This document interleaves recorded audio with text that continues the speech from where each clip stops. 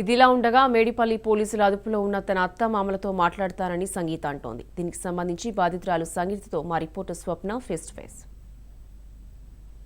సంగీత గత 4 రోజులుగా తనకు న్యాయం కావాలంటూ న్యాయ పోరాటం చేసింది. తను చెప్పిన దాంట్లో మెయిన్ డిమాండ్ ఎవరైతే తన అత్తింటి వారు తనని వేధించారో తన భర్త తర్వాత తన అత్త మామ మరిది వాళ్ళని ఖచ్చితంగా అరెస్ట్ చేయాలని చెప్పింది. మొత్తానికి ఈ రోజు వాళ్ళని అరెస్ట్ చేశారు. మరి ప్రస్తుతం వాళ్ళ అరెస్ట్ల మీద తను ఏమంటుందో సంగీత, ఇప్పుడు ప్రస్తుతం వాళ్ళు అరెస్ట్ అయ్యారు, దీనికి సంబంధించి నువ్వేమంటావు? నేను మొదటి నుంచి కోరుకునేది కూడా అరెస్ట్ కాదు, నేను కోరుకునేది వాళ్ళతో నాకు మాట్లాడి నేను కోరుకున్నాను. అది ప్రత్యక్షంగా తీసుకొస్తారా లేకుంటే నాకు మీడియా ద్వారా ముఖాముఖిగా మాట్లాడిస్తారా అనేది నేను న్యాయస్థానాన్ని కొలిస్తున్నాను.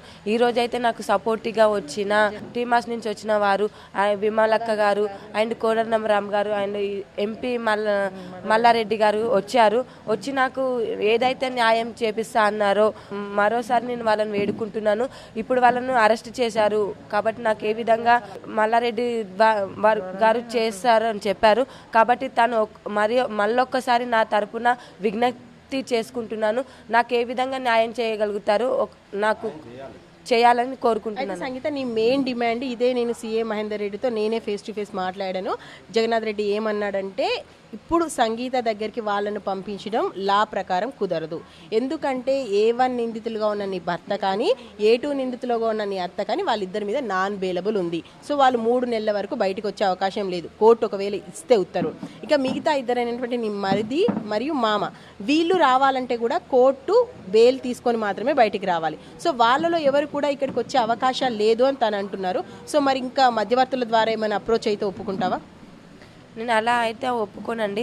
కనీసం నాకు మీడియా ద్వారా ముఖాముఖిగా ఆయన ఏర్పాటు చేయమని కోరుకుంటున్నాను. ఈరోజు వచ్చి ఎంపీ గారు ఎవరైతే ఉన్నారో మల్లారెడ్డి గారు నాకు చేస్తా అని చెప్పి వెళ్ళారు. కాబట్టి తన పైన నేను డిపెండ్ అయి ఉన్నాను. కాబట్టి తను నాకు సహాయం చేయాలని నేను కోరుకుంటున్నానండి. ఇప్పుడే నాకు అంటే ఇన్ఫర్మేషన్ వచ్చింది, అరెస్ట్ చేశారని మాత్రమే వచ్చింది. వాళ్ళ తరపు నుంచి ఎలాంటి ఇన్ఫర్మేషన్ కూడా నాకు రాలేదండి. ఇది సంగీత చెప్తున్న మాట. వాళ్ళని అరెస్ట్ చేయాలని నేను కోరుకోలేదు. అరెస్ట్ చేసిన తర్వాత వాళ్ళని నా ముందు ఉంచితేనే నేను నాకు ఏ న్యాయం జరగాలనేది వాళ్ళతో పాటు ఫేస్ టు ఫేస్ తేల్చుకోగలిగేదాన్ని. కానీ ఇప్పుడు అలాంటి ఫెసిలిటీ లేదంటున్నారు. కానీ ఖచ్చితంగా నాకు ఎంపీ ఏదైతే హామీ ఇచ్చారో దాని ప్రకారం కనీసం మీడియా ద్వారానైనా వాళ్ళను నేను అప్రోచ్ అయ్యే విధంగా ఒక ఛాన్స్ ఇస్తే బాగుంటుందంటున్నారు. ఏది ఏమైనా ఒక మహిళ తనకు న్యాయం జరగాలని పోరాటం చేస్తున్న క్రమంలో ఇటు మీడియా కానీ అటు మహిళా ప్రతినిధులు ఎవరైనా వారందరికీ కూడా తన ధన్యవాదాలు చెప్తుంది. ఇంతటితో ఆగకుండా తనకు తన కూతురుకు పూర్తి న్యాయం జరగాలని మనం మనసారా ఆశిద్దాం. వీడియో జర్నలిస్ట్ గణేష్తో స్వప్న, రాజ్ న్యూస్ హెడ్.